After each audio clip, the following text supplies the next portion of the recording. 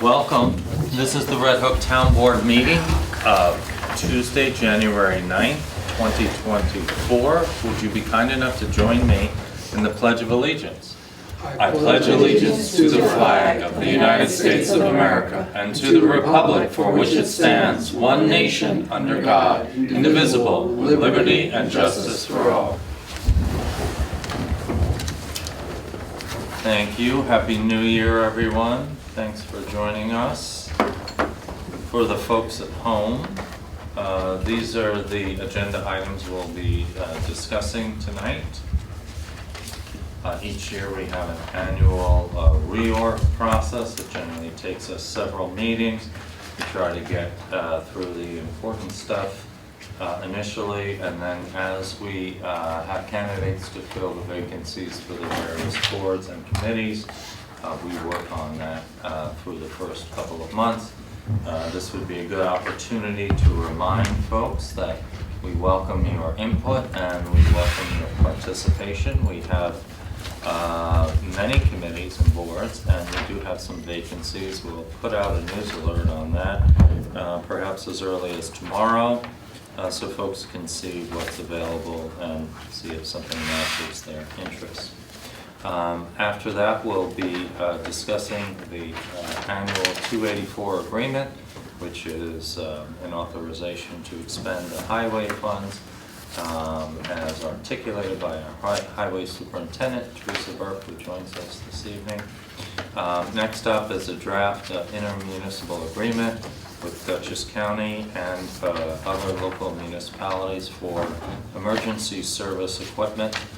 Here we are on an evening where there are storm forecasts, and it's perhaps a good example of the possibility of needing to share equipment to clear any damage resulting from those natural disasters. We also will be entertaining a resolution authorizing an agreement with the New York State Office for Children and Family Services for use of state property, specifically the Eddie Parker Center, running some recreation programs through there, starting with pickleball for the winter time. Next up, discussion of the Association of Towns. They have a legislative agenda, and so we'll have some vigorous discussion about some of their priorities and positions that they're taking. We'll review the employee health care plans and any other business before us. We have very few announcements, except to say that there will be a MLK Day of Engagement events at the Red Hook Community Center. That would be on the 13th, Saturday.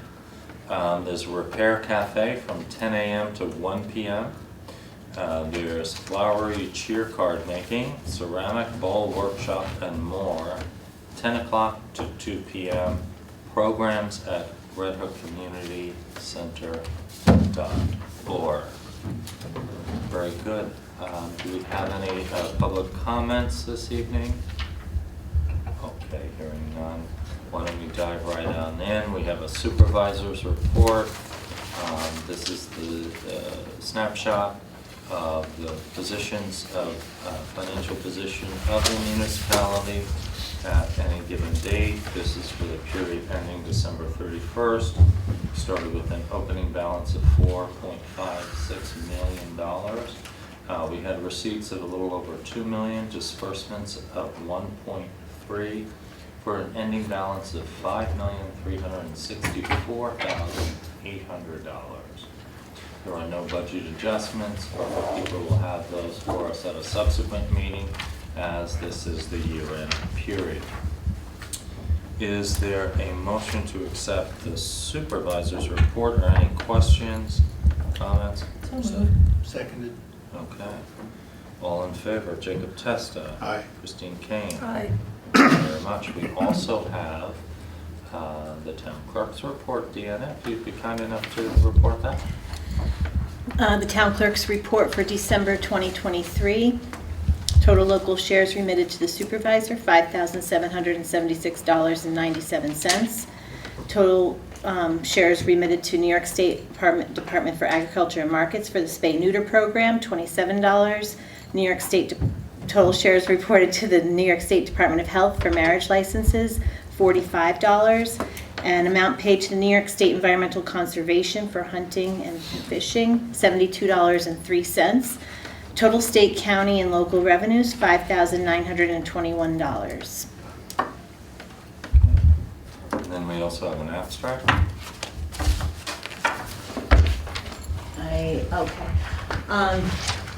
I hereby certify that the vouchers numbered 31347 to 31488 processed in the month of December 2023 are an accurate reporting of the abstracts approved for payment by the town board.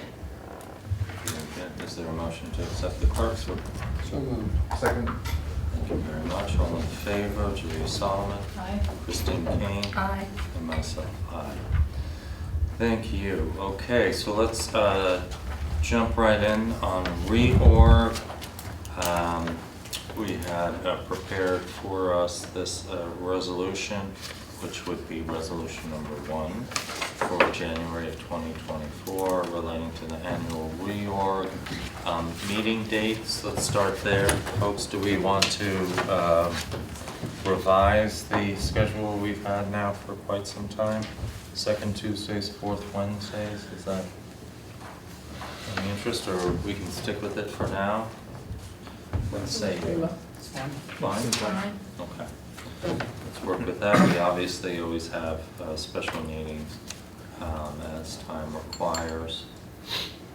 Official newspaper is still the Poughkeepsie Journal, although I have to say, I see very little reporting, if anything, on the town of Red Hook and the Poughkeepsie Journal. It's the state of affairs for journalism. We do occasionally get reporting from the Daily Freeman. The Journal, however, is Dutchess County paper. Thoughts on that? Didn't we used to do both? We used to do both. It becomes cumbersome because you have to, it's expensive, and also you have to meet the deadline for both papers when you make them official. You can always post in a second one, but. All right, well, we can change this if we want to change this. Stick with it for now? It has to be a print paper, correct? It has to be a print paper, yeah. I guess it would be good if, I'm fine with it for now, but if we could get the circulation numbers for Okay. over here, that might be Yeah. a good factor To to find help out the if it's decisions. Right, if useful. there's a lot of subscribers to one paper or the other in Red Hook. then- Yeah, let's do that. Okay.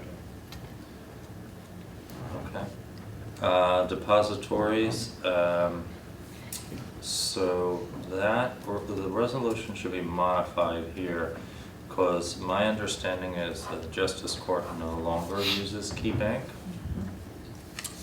They've transitioned. And we are using New York Class, which is listed below. So I would modify the resolution to remove KeyBank National Association. Didn't realize that was the full name of KeyBank. So let's make that change.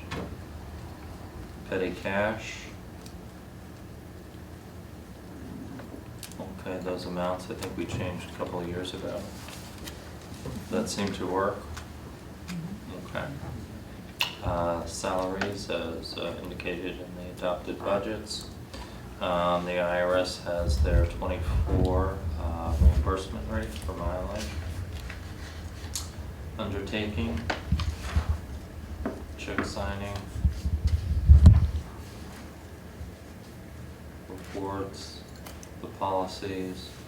You've reviewed the policies. We should maybe put that on the agenda springtime, see if we want to make any changes to it. I think we are now within our targets on our fund balance. Ethics policy, I know we've had some discussion about, maybe we should take a look at some of that in springtime. see if we want to make some changes there.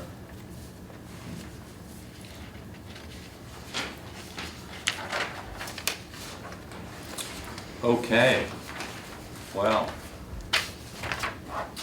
let's say, shall we? Entertain resolution number 1 of 2024 relating to annual reorg, and I so move. Second. Thank you, Christine. Any further discussion? If not, all in favor, Julia, Aye. Bill, Aye. Jacob, Aye. and myself, thank you. Okay, so appointments, I think depository, there's the change.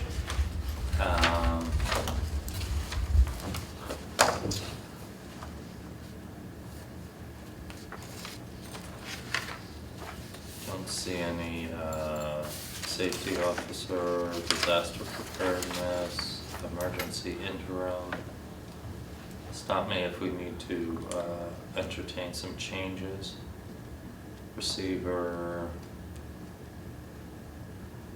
Okay, so we will need to make some changes now. Building inspector part-time, that's Stephen Cole for sure. Deputy building inspector Brandon Mullins, Gary Beck. Zoning enforcement officer. So 2 changes we need to make here with Bob Fennell's resignation, and we wish Bob well and thank him for, wow, decades of service to the town of Red Hook.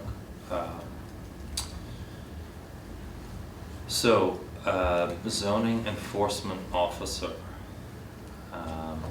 So we need to now entertain a motion to appoint Brandon Mullins as the zoning enforcement officer now that he will be stepping in those shoes. And so I'd like to make that motion.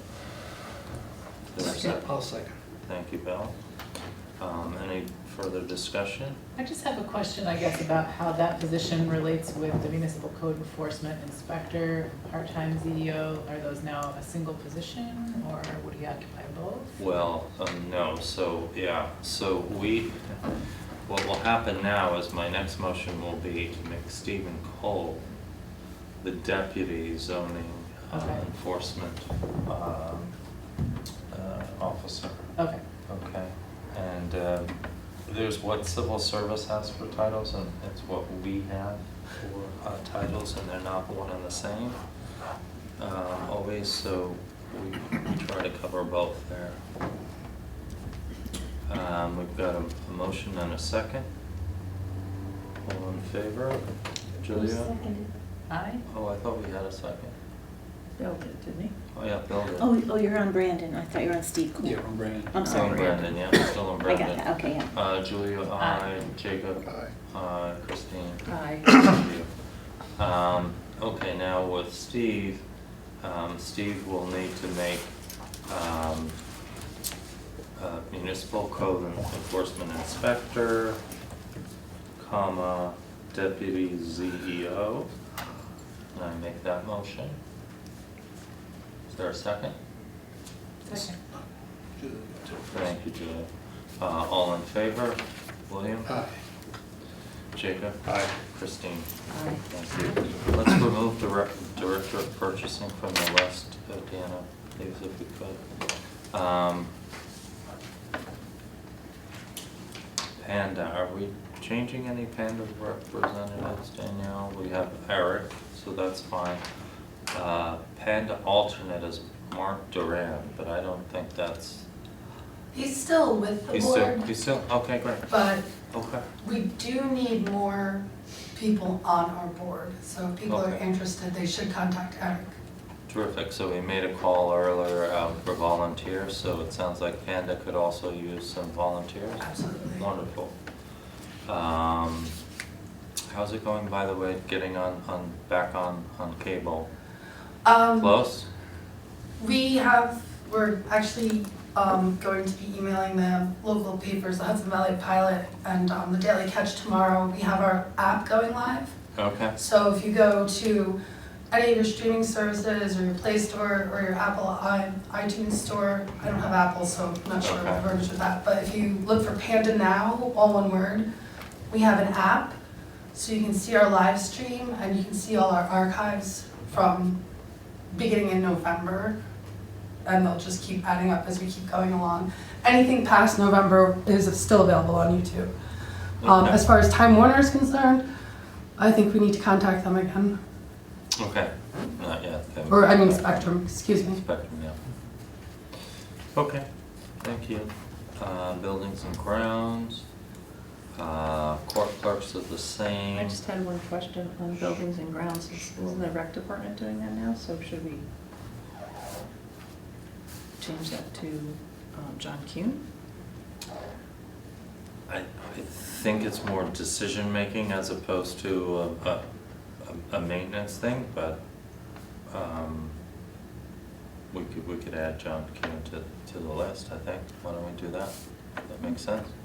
I don't want to make it more complicated, but just I see it in the report, so I Sure. just thought I'd ask. Let's do it. We'll add John Kuhn to the list with the town supervisor and the highway superintendent. Justice Court clerks has not changed, attorneys for the town.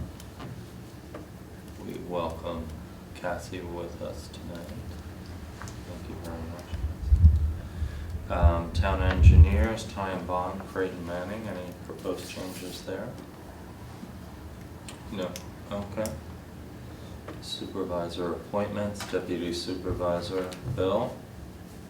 Do another 12 months? I think I can handle it. Okay, good. Budget officer remains as supervisor unless appointed to someone else. Secretary, Faith is the secretary. Emily Major, still our town historian, or as I like to say, historian. Town clerk appointments. Any changes there, Deanna? No, we're all set? Mhm, Okay. all set. Teresa, any change to deputy superintendent? Nope. Terrific. Highway secretary remains, yeah, Lori? Yeah. Great, okay. Yes. Assistant budget officer, bookkeeper, deputy assessor, transfer station, none of that has changed. Maintenance and grounds keepers. Recreation park and program director. Water meter readers. No, we have I not think- appointed, any new water meters, so. I think there was Excuse another me. name. Alex, We did not appoint Alex. no, but he's done Okay. He should submit on that, so that there's an appointment made by the board, it. yeah.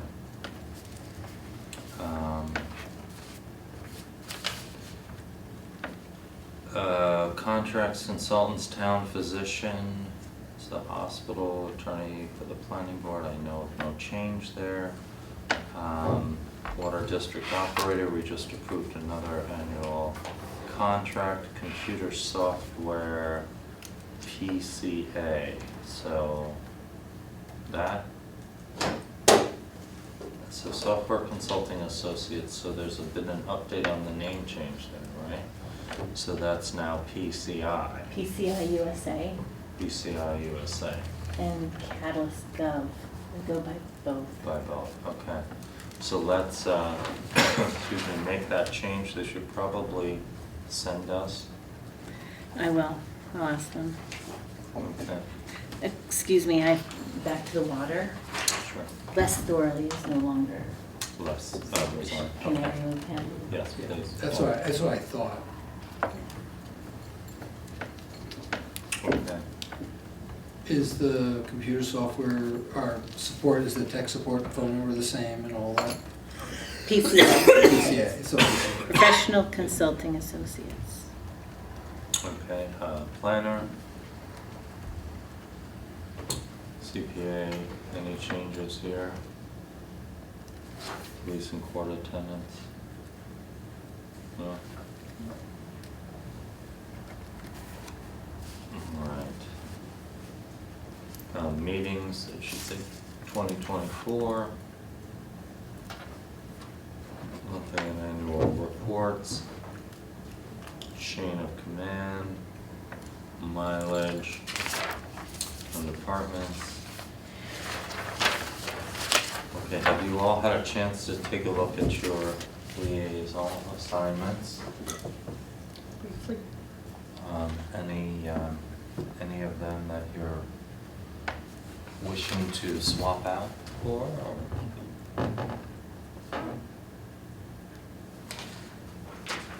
I'm happy. You're happy? So Dan, if we could take purchasing out of that, it's not a separate department. Okay, boards and committees.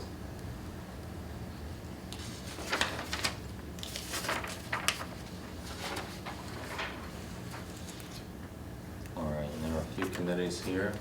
Many of these committees have been meeting through the pandemic and after the pandemic. We have a couple that we'd like to take a look at, restarting and maybe even reimagining. I think in the interest of time with the weather, we might tackle some committees at our next meeting, but why don't we get to, I think we have a board appointment, Bill, that we need to make tonight. Yes. On the zoning board. We have a holdover and we want to, Reappoint yeah, Chris Carney okay. and reappoint Kate as the chair. Okay, so Chris Carney, it's a 5-year appointment, so this would be for a term ending in 2028. And for Kate Rockasis would be chair position ending in 2024. And you've made that motion? I make that motion. Okay. Who would like to second that? Second. Thank you, Julia. All in favor, Jacob? Aye. Christine? Aye. And myself. Thanks very much. Thank you. They have a meeting tomorrow night, so. It's good we've got that squared away. The same would be true of the planning board. We just want to go ahead and reappoint so that there is a chair.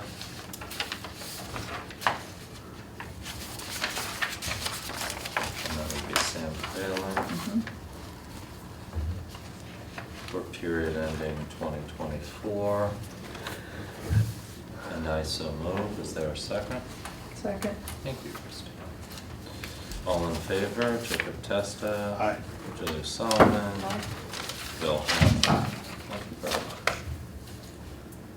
So committees, as I said earlier, folks, we've got some vacancies. We'll put out a news alert, distribute it, show you where the vacancies are.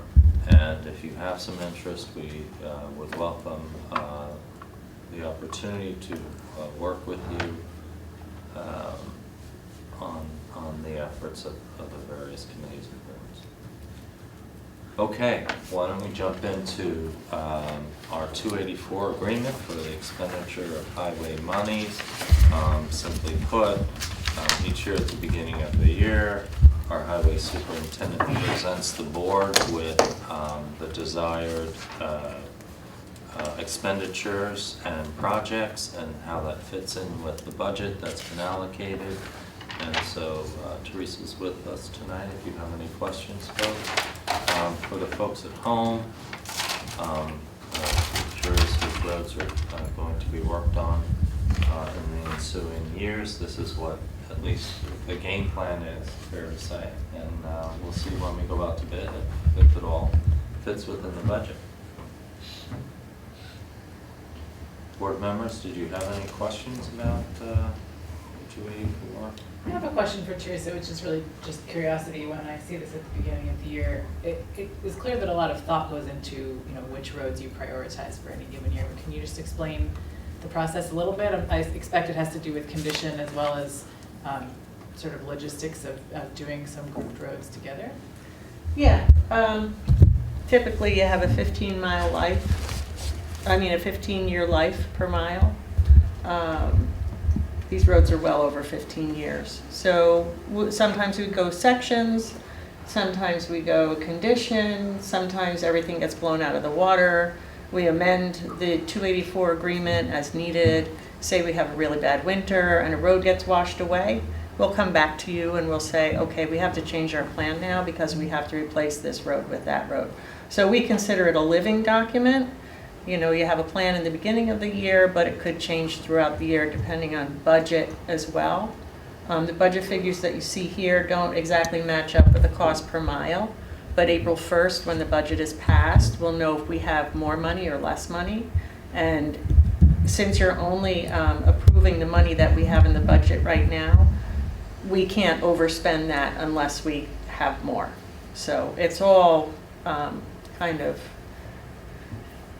not written in stone, so to speak. So we do the best we can with what we have, and then we go forward.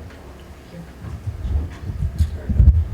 Yeah, and I'd be surprised if there's more being allocated from Albany, just given what I'm hearing about a budget deficit up there, but you never know. Well, these figures reflect the standard that we've been putting in.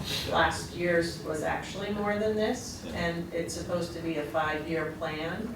But there had been a year where they had cut back 20% after we had already spent the money.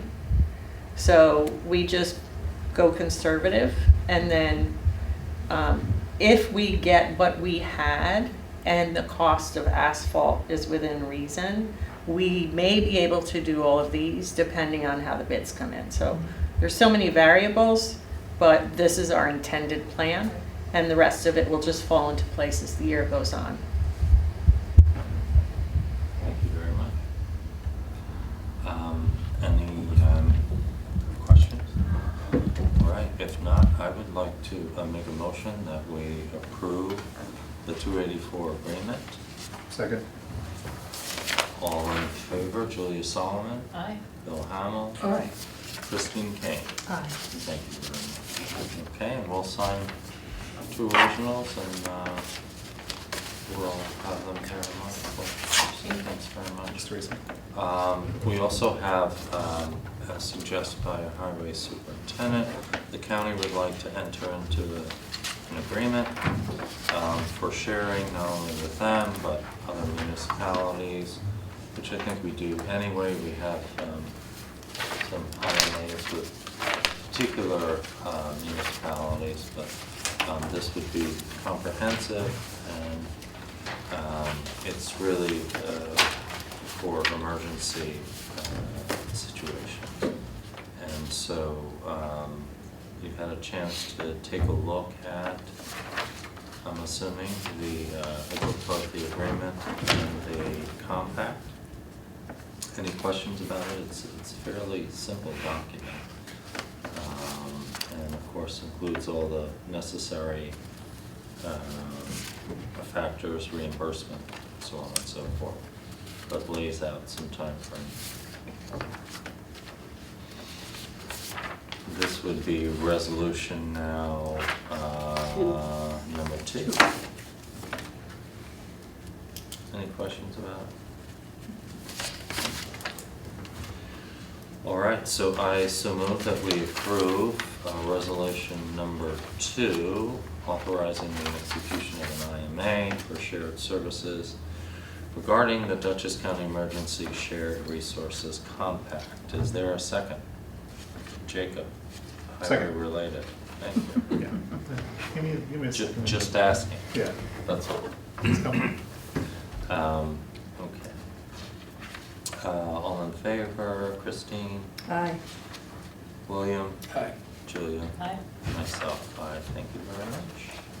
Okay. Moving right along, we are now entertaining. So,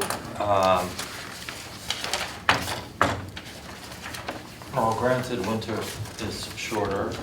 I know it's hard to imagine that when looking outside of the snow, but it was really the first meaningful snow in January. And if you have confidence in those climate change forecasts that were done for our community back in 2017, they talk about how snowfall will become rare and rare.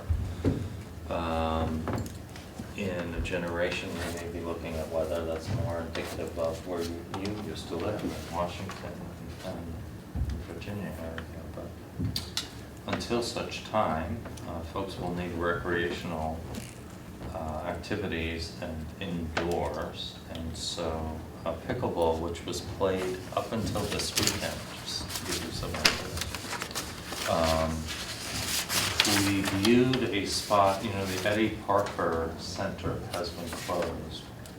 They were down to, I think, so less than 5 teams that were being housed there. And then during the Cuomo administration, some of those facilities that were severely underutilized were closed. The Eddie Parker here in Red Hook was one of those facilities. It's currently being used occasionally by the Hudson Valley Raiders cheer group and the Dutchess County Sheriffs.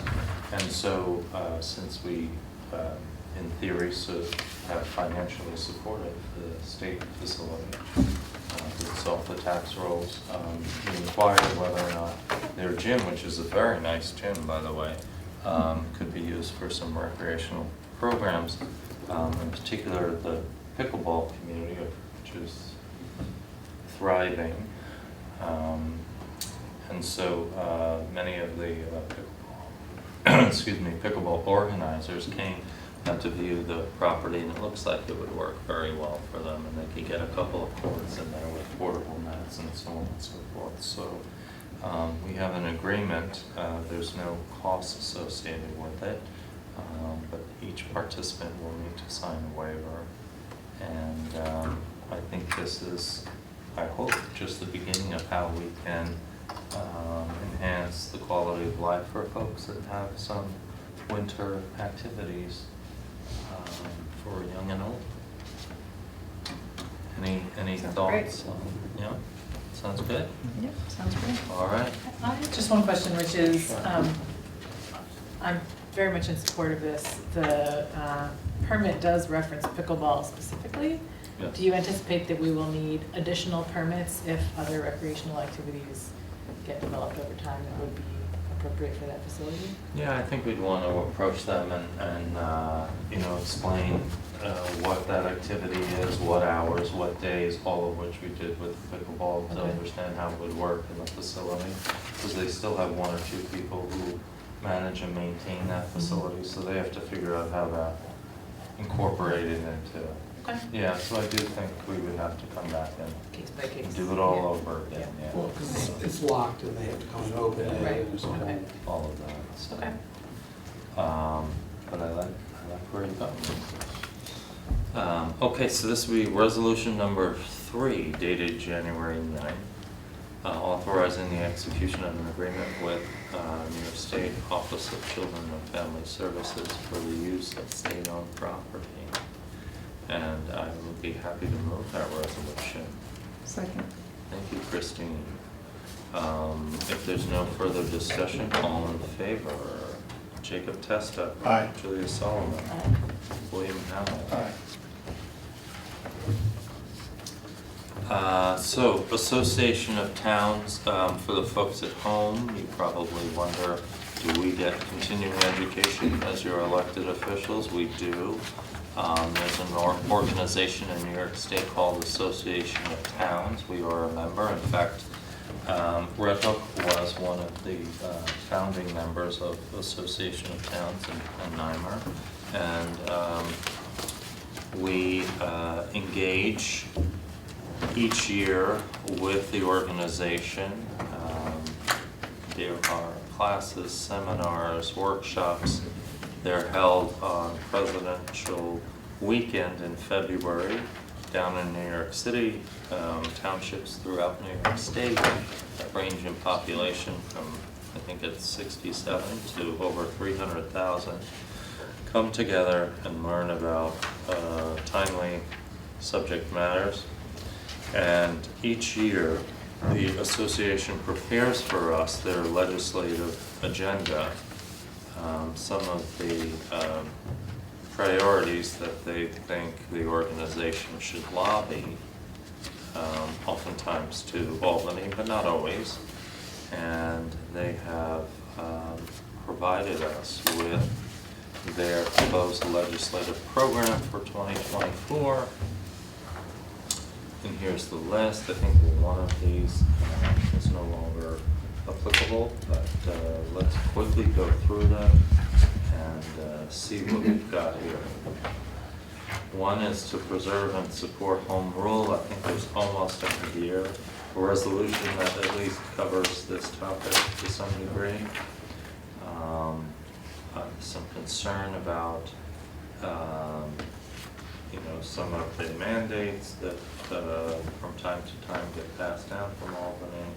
And so this is once again just making sure that they understand that local municipalities feel very strongly about home rule. I don't know that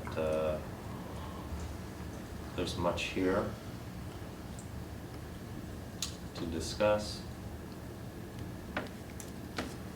It's really the same as what was 4 years, Almost, almost, I think. yeah. Okay, any issues there supporting that? Okay. Support highway, bridge, and transportation funding, we were just touching upon that. Talking about the capital plan. The federal funding, $13.6 billion, is on tap over the next 5 years. We can tell you, we just had an update, I think I mentioned at the last meeting, on projected costs associated with the Sauk Hill Bridge project. We can tell you that there's certainly a need for additional funding because these projects are escalating dramatically in cost, at least the expectation.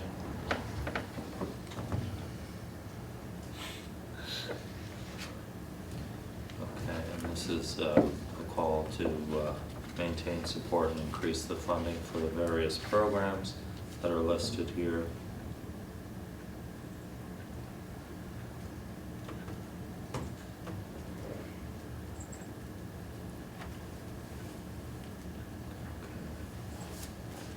And the CHIPS funding, I think was mentioned earlier, and how that's scheduled to increase $60 million. No increases on the other ones, some of which are fairly new, POP, Pave New York.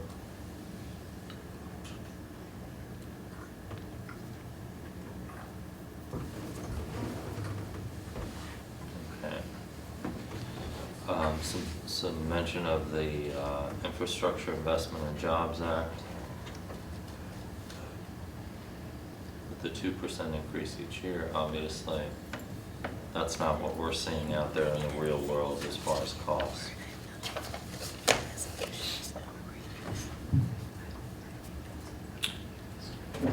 Okay, the AIM program, aid and incentives to municipalities, just very simply,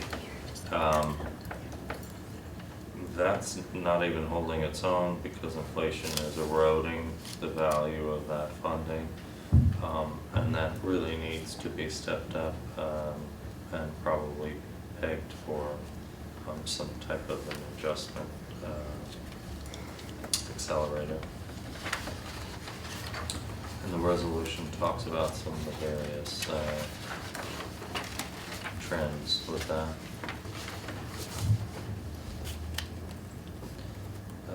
Buying power is lost by 24% since 2011.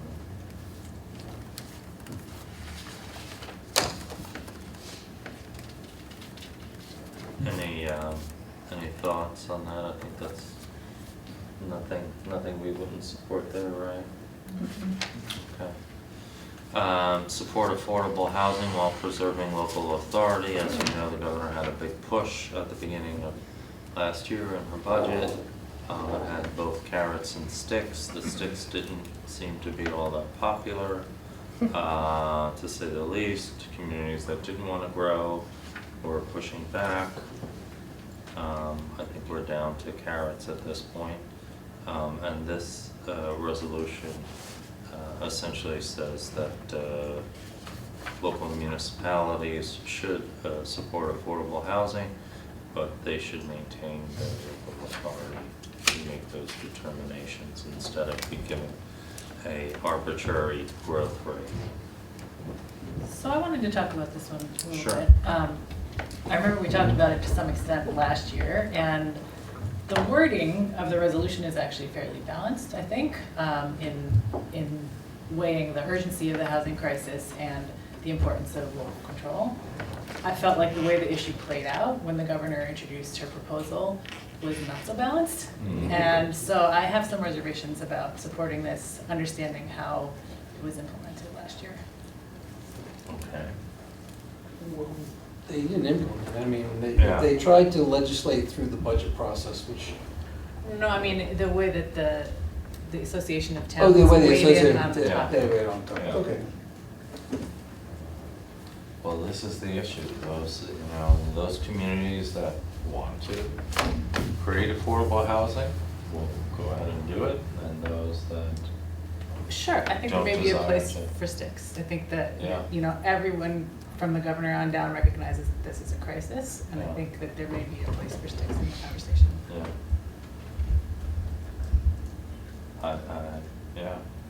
I don't disagree.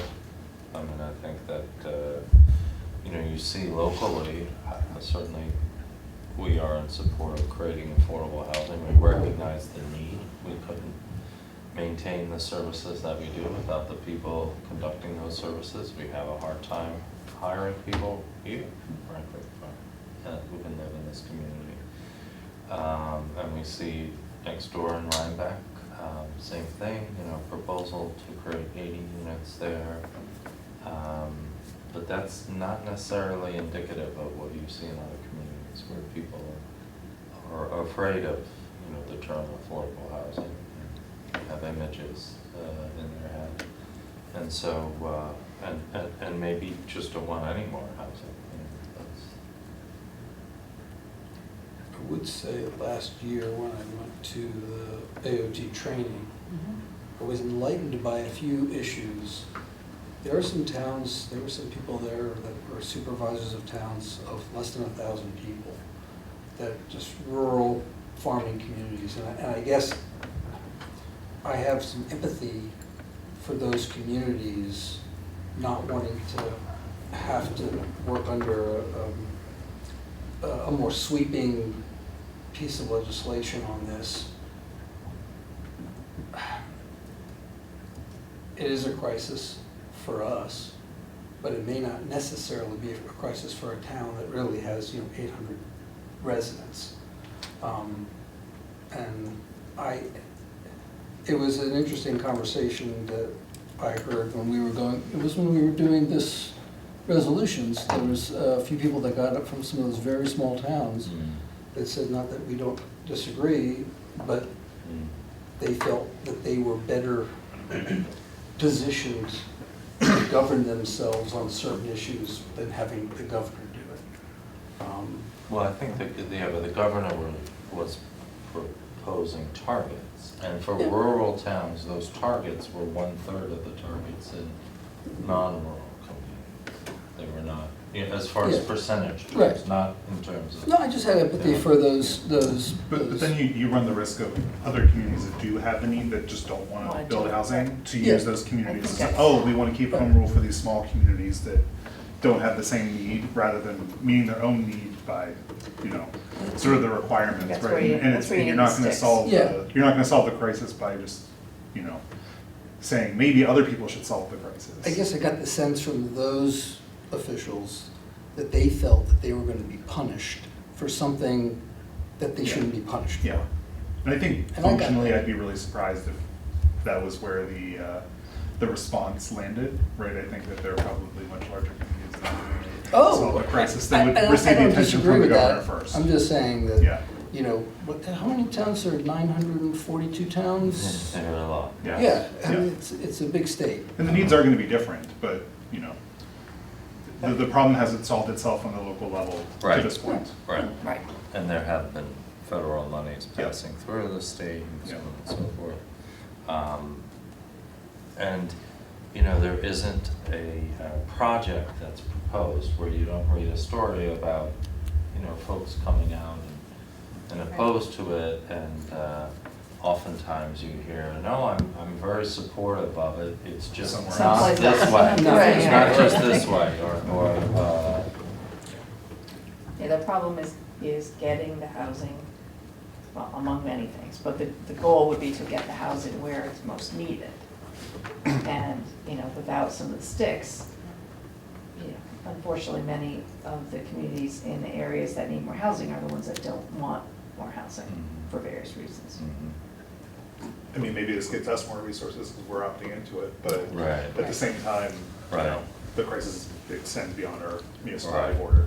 Well, and, like you said, Robert, I think that in some ways it's kind of an abstract discussion for our community because we are working Right. Yeah. already on this topic. But Right. But it's nonetheless, more I have a pressure. little bit of, Yeah. of concern putting our weight behind this particular resolution. Well, we have time, where we'll have another meeting between now and then, or maybe two then. Too. But I share your concern, I think that if we're going to accomplish this, all municipalities need to take it seriously. It can't be a burden that's placed upon, we see this now, right, with the migrant issue, is that there are certain municipalities that are being overwhelmed, many municipalities that don't want any. I'm not weighing into that issue, but I'm just saying, you see how it's playing out. Also, And that may be a lot more controversial than affordable housing, but it impacts, But, the issue also is infrastructure. And Right. many of the rural communities that you respond, they don't have the infrastructure to go from, Right. 400 houses to 700 houses or something. There's, often no sewer, no public sewers. Well, they don't have any Whatever. full-time employees. That was Well, that one of the too, people who but- got up and spoke and said, we don't have any full-time employees to do anything. Everybody is part-time or volunteer. So, it's sort of But like. that's a whole nother Yeah. issue. I'm just saying, that's Staffing a, up is a different issue than being able to right. have, septic systems that are protecting water or, when you get up in the Adirondacks, it's a lot of areas that are not buildable Right. for steep slopes and whatnot. So, it's, Yeah, but you know, it's- overall, sure, we're a very strong home rule state and we want to respect that. But, sometimes you have to look at the realities and say, well, it can't go there for these reasons, so that means it has to go over here, kind of thing. And unless there is some overarching authority or programs or financial incentives or something, it won't happen. Yeah. Well, we certainly have done what we can recently, and hopefully we'll hear some announcements from the governor's office. Well, and do we have this to, month. is it all or nothing with what they're asking for? Or can No, we- I can Right. get up and propose a change to the language Right. too. Mhm. So, if we come up with something. Right. But I share your concerns. Yeah, when they vote, they don't vote on the whole package. They go, One by they one. go one by one. Resolution by resolution. Okay. Yeah. Yeah. Okay,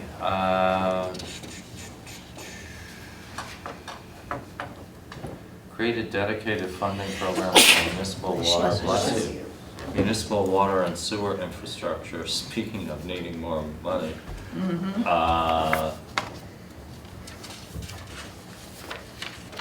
Yeah.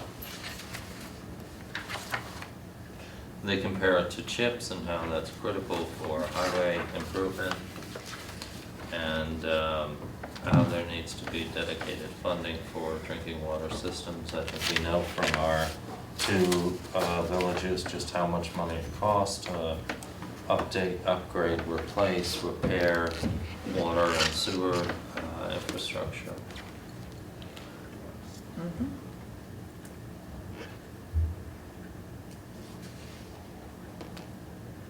Any questions on that? Okay. The next one is the one I think I referenced is now a moot point. There was some lobbying done on the part of some municipalities to oppose the proposed legislation to change local election, town elections for the folks at home. There was a bill proposed and passed up in Albany to coincide local elections with state and federal elections on even years, done for apparently efficiency reasons. The resolution mentions that it would be a moot point if the governor went ahead and signed this legislation, which she did apparently about a week or two ago. So starting in elections in 2025, terms will be shortened by a year so that they can be in sync. So if you're running for a 4-year office, you might find yourself actually running for 3 initially, so that you can get on the schedule for the even years. So I don't think we need to weigh in on 6. That is a done deal. Reform inequities in the real property tax cap formula. This is another one that we always see a version of this in front of us, talking about tax cap levy amount that has not been an issue for us recently, but it is an issue for some municipalities. And this is again, deals with the calculation issue and what should be and should not be included in the cap itself.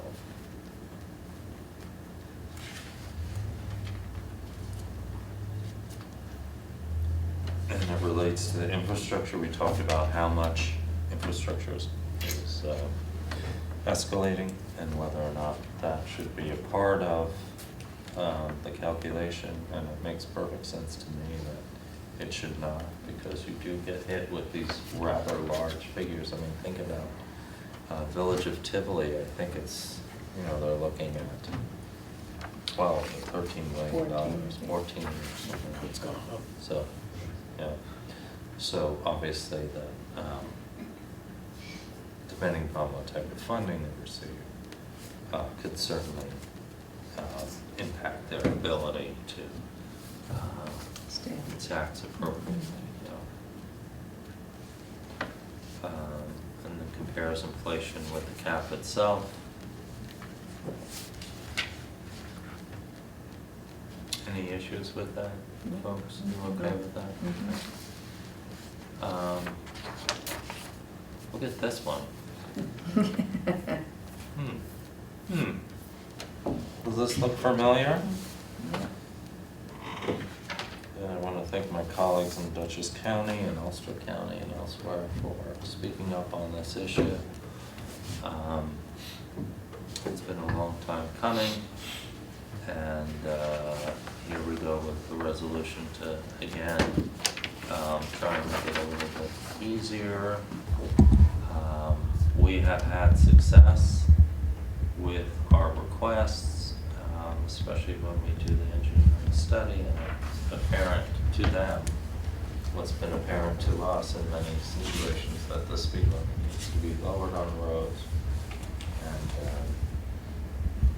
unfortunately what's happening is DOT is so backlogged. I mean, I think I received a notice that College Park and Forest Park were approved for speed limit, but we would be getting the notice of such, soon, and that was 3 months ago, 2.5 months ago. So, they have how many municipalities did you mention? 942, with lots of requests being sent in. So, this is talking about trying to make it a little bit more user-friendly for townships like ours to be treated like others with higher populations or proximity to denser communities. Any questions here? No changes. We wanted a home rule. Yeah. Okay. So thresholds. So here we go. We're talking about escalating costs, increased state competitive bidding thresholds. So back in the day, we're talking about 16, 15, maybe 15 years ago, these thresholds were established, and they have not been updated to reflect costs. So here is a proposal to essentially double those thresholds from 35 to 70 and 20 to 40.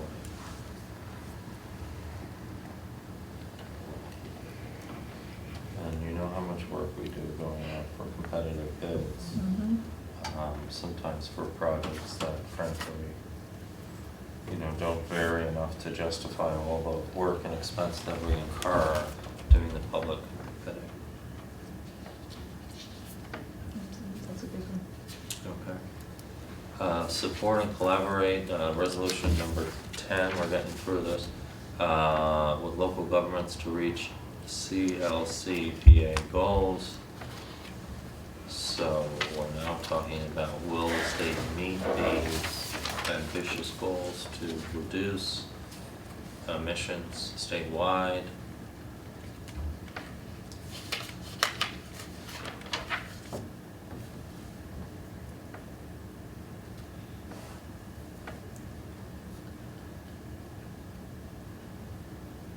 So we're looking at trying to get some funding with this resolution from the state to assist the local I'll speak one of these days, municipalities with these efforts. We've done a lot here in Red Hook, but there's more to do. And so, again, we're talking about having some funding sent our way. For example, funding for more CSER studies, interconnection studies for community solar. We're looking at 1 or 2 more sites now in the township. To do a CSER study could be anywhere around $20,000 or $25,000 just to study what the interconnection costs would be.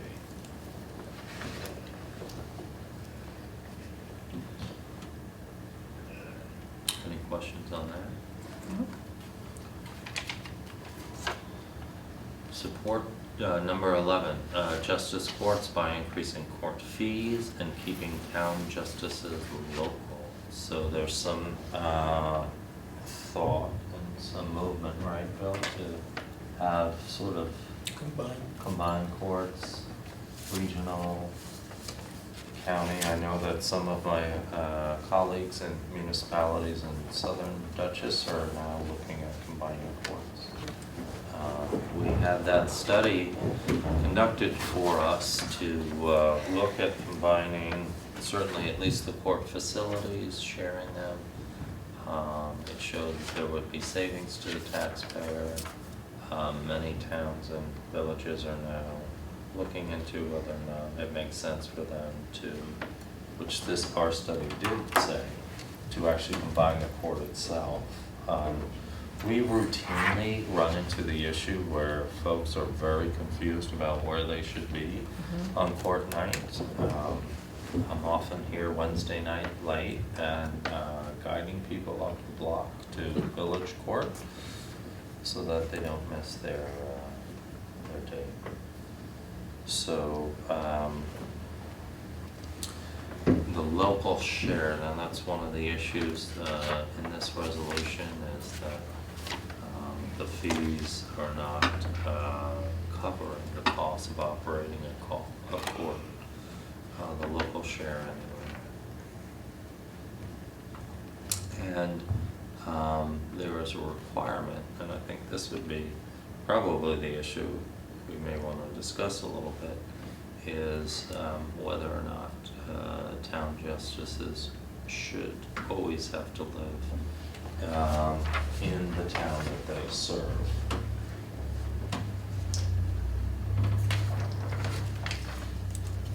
What does our law enforcement expert from 30 years think about that?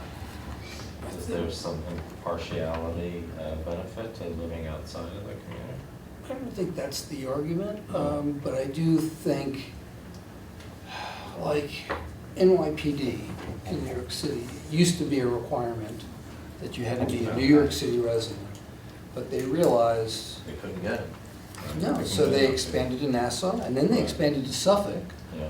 and then to Westchester, Wow. and even Orange and Rockland counties. You can be an officer in New York City and live there. And I think it depends on the size of the municipality and how much traffic they have. I'm less worried about the impartiality issue than I am about the issue of making sure there's an adequate pool of appropriate and qualified candidates. And just as we have done here in the town of Red Hook with the building inspectors, we changed the Right. law to allow adjacent You need it communities. to, yeah. You need to, Absolutely. and so I'm not opposed to it, but I wouldn't want them I wouldn't want them being from too far away, because at the same time, Right. if you're a judge, Yeah, you're gonna get a it's a call in the call. middle of the night, Yeah. you need to be able to deal with it. Yeah. Good point. Well, I think between now and next meeting, certainly we should get the input of our town justices, Yes. right, and see what they think about it. The They county, would be in a good position to, yeah. I apologize, that county, I remember the county study, was it from 4 years ago? I remember it It maybe was more than more 4 than years that? ago. Well, I just remember it coming up in conversation when I first came on the board 4 years ago, and I didn't know how fresh that was. But so it's much older than that? Yeah, Okay. yes, well, not much older, Okay. it's during my time. Okay. But it's about 6 years, and hoping that, maybe there'll be some movement on that. It demonstrated that there's a benefit, we could provide better services, quite frankly. People should be able to come in and have a clerk available at all times, and to know where they're supposed to be, because I can tell you it's every week that folks go to the wrong court. And as the study showed, there'll be savings for the taxpayers, so. I would also say, having a dedicated facility also makes a difference. Yeah. I had calls going the other direction, people who needed to come here Yeah. went to the village. But I know that the village courtroom is a little more dedicated, because you have the police department there, and you have sort of a judicial, sort of nucleus for criminal, for at least for criminal and administrative matters that they handle. So sometimes having it in one location is just, I think, better as a facility, Because even if you make a mistake of going, you can't really make a mistake of going to the wrong place if it's always the Is same it- place, even if it's different Exactly. judge justices. Yeah, I mean, one of the problems though is there's not as much parking there, and it's Yeah. not as ADA No, I agree. friendly. No, it's a small parking lot, it's Yeah. true. Yeah, and, it's not as easy to get in there. Well, they're running courts now. Yeah. And I think they get as many people as we do. We've said, and the study said, pick a location. It could even be a third location, that would house both the police department and the court. 80%. At 8%, there you go. So, but I think we do feel that we need to increase the court fees to cover our costs. Yeah. We're losing money, not that. Well, 'cause the Or state- it's a moneymaker. And the state keeps taking a bigger Keeps- share. Right. But let's get some input from our justices on the Keeping Town Justices local. We like our local judges. All right. I think we're in a good position to maybe wrap it up next meeting. And then I believe I will be attending this year, so we can make those. Let's jump in on the next item that we have, folks. If we're ready to act on it, we certainly need to be at our next meeting, if not this one, and that's the employee health care plan.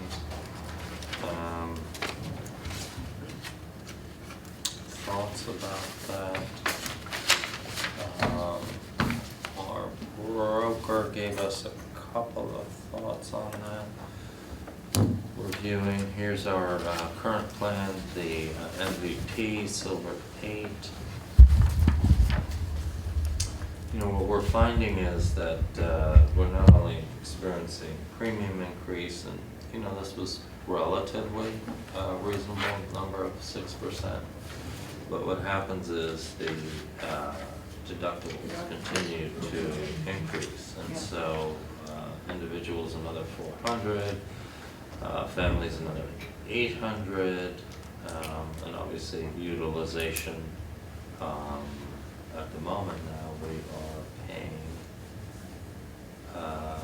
100% of the deductibles for the employees that are covered, full-time employees. And so utilization matters. When trying to calculate, we do our best to make estimates based upon previous utilization. So we've got that. I think there was some discussion about one of the bronze programs. It might be something to look at. The a broker directed us towards. That one had much higher deductibles, though, Yes. didn't it? Mhm. So they're in, yeah, with a lower premium, so you have, so there's the, on this, It's not huge. what's that?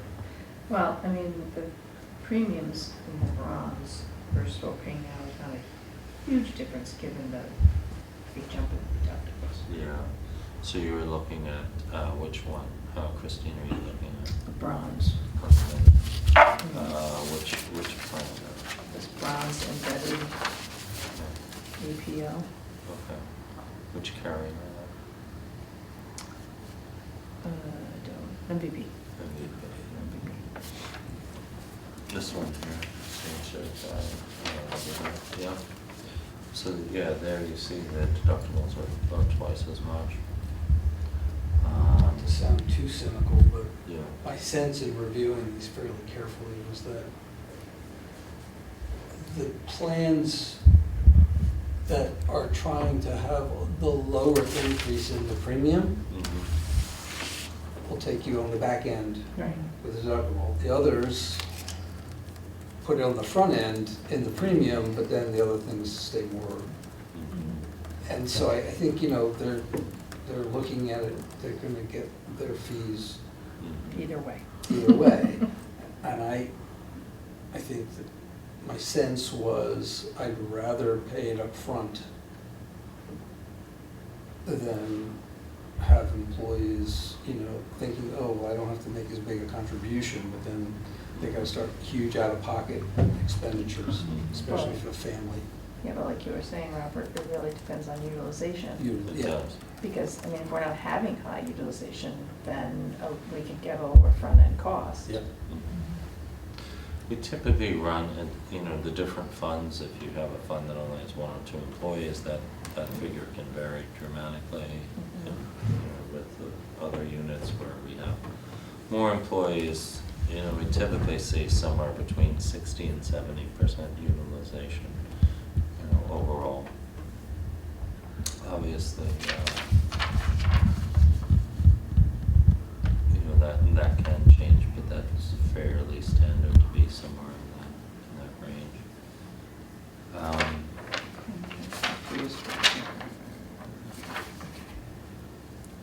And some of the plans are not all the same. You look at the CDPHP one here. That's a silver. HMO. That has lower deductibles.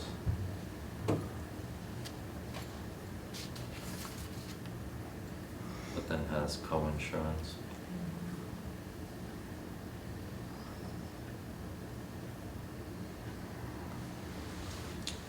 Pocket limits, and this is,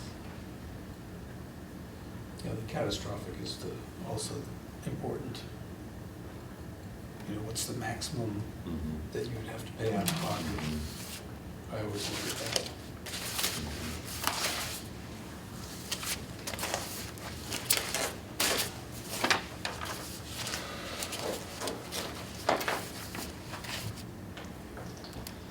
this one could present some savings. for us, Which one are you depending- looking I'm sorry, I'm on this CDPH. P, silver, Mhm. also a silver plan.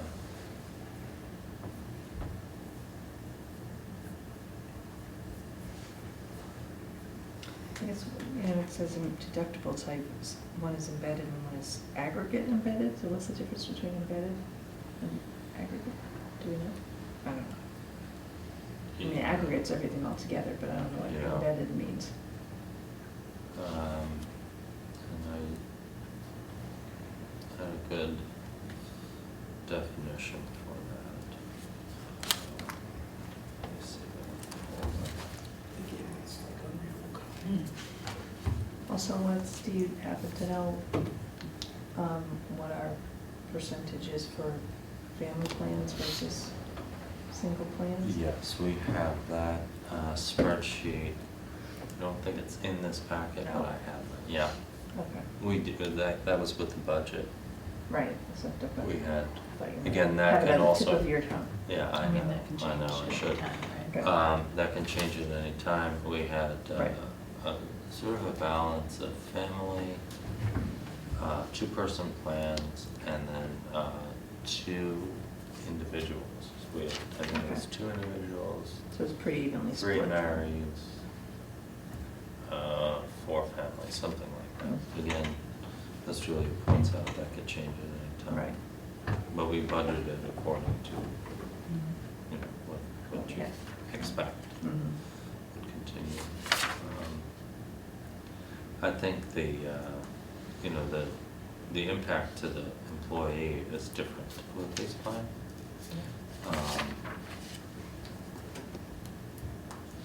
What's covered, and the co-pays. Outpatient, you see, inpatient. I think that's where, In the CDPHP, you mean? Mhm. Right, okay, to that. after Yeah, the right. deductible, there's, Mhm. and then there's more out of pocket to them. That's why you get the savings. Just not sure it's frankly worth rolling the dice on that and impacting the employees for.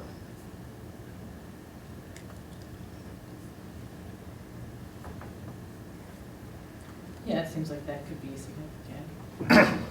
The annual out of pocket limits 6,300, 12,7.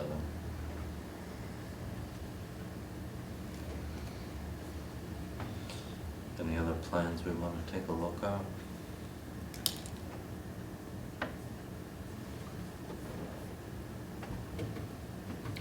It's all, This other silver one here. that's so hard to.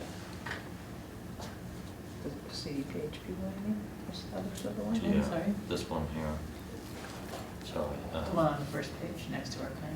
This is the one on the second page. The HDPO.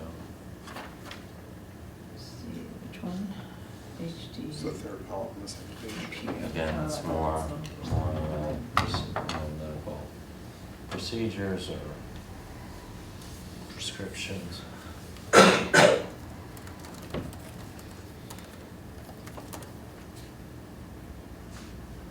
Deductibles are better. Mhm.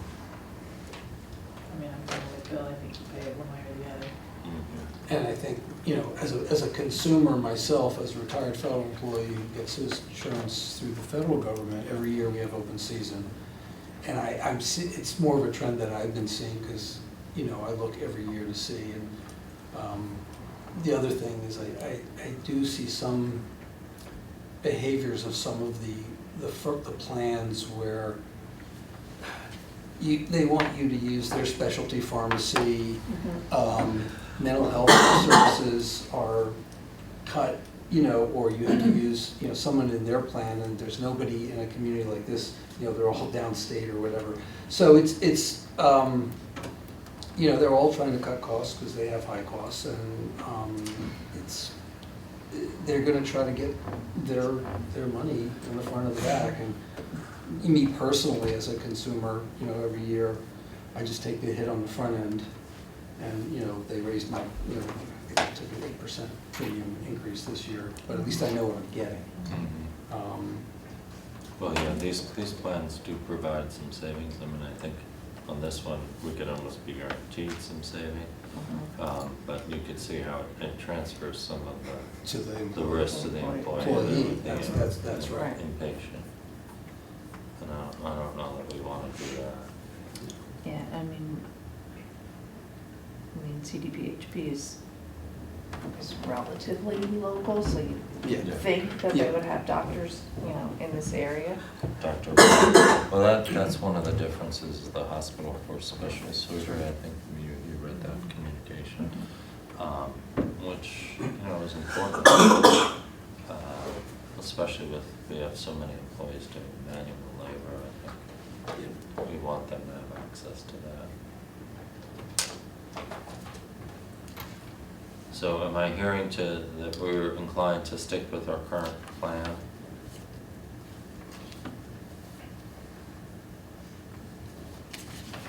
I didn't see a compelling reason Right. not to. Switch, okay. That's kind of where I am too. Okay, good. Well, that makes the paperwork easier. And hopefully makes the employees happier as well. All right, at this time, I think I'd like to make a motion that we go ahead and approve the renewal, Employee Healthcare Plan MVP, EPO, HD, HP, Silver 8, HSA. Second.